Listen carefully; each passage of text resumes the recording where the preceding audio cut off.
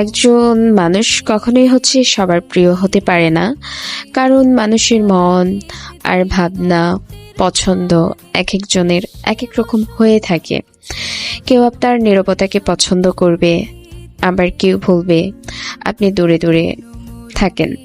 কেউ আপনাকে ভালোবাসবে, আবার কেউ আপনার ভালোবাসা বুঝবে না, আবার কেউ সেটাকে অবহেলা ভাবতে পারে।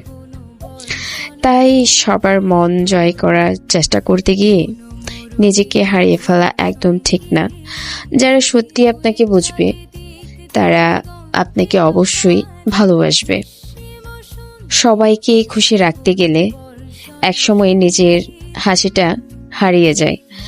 মানুষ যতটা বুঝবে ততটাই মূল্য দেবে। সবাই আপনার হৃদয়ের গভীরতা বুঝবে না।